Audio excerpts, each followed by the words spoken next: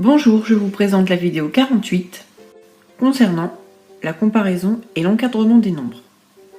Voici une série de définitions.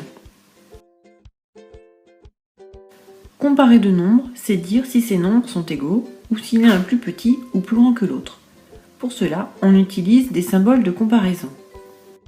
Le symbole égal, le symbole plus petit que ou encore appelé inférieur à, ou encore le symbole plus grand que ou supérieur à. Ces deux derniers symboles vont aussi nous servir à ranger les nombres. Ranger les nombres dans l'ordre croissant, c'est les écrire du plus petit au plus grand, comme la croissance.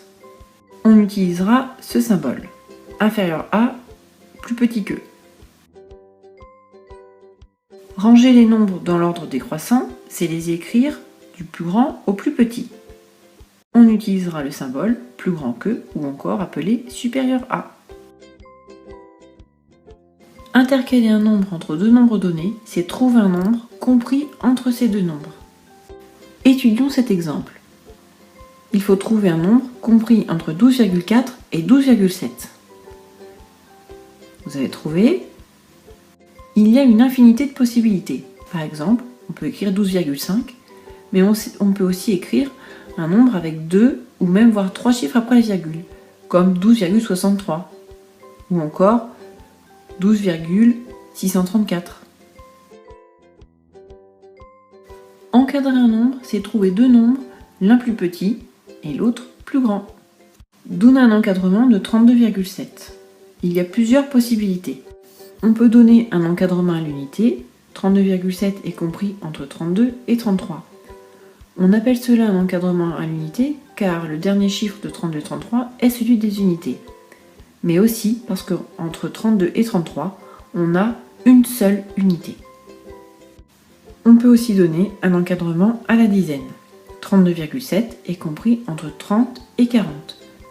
Donc ici, c'est un encadrement à la dizaine car entre 30 et 40, on a une dizaine d'écart.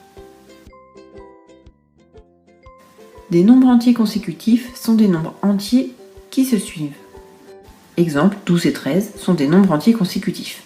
Mais on a aussi 99 et 100, 105 et 106, etc.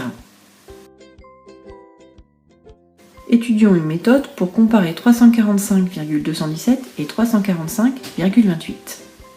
Cette méthode consiste à, dans un premier temps, observer les parties entières. Ici, ces deux nombres ont la même partie entière. On va donc observer le chiffre des dixièmes.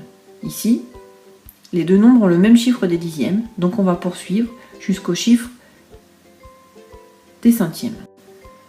Le chiffre des centièmes de 345,217 est 1, et le chiffre des centièmes de 345,28 est 8.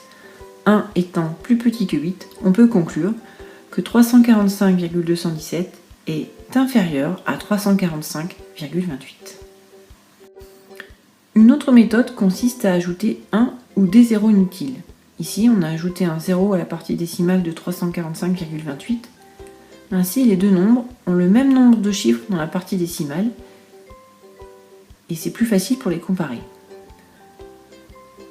On pourra donc conclure aussi que 345,217 est inférieur à 345,280. J'espère avoir été clair, alors maintenant, à vous de jouer.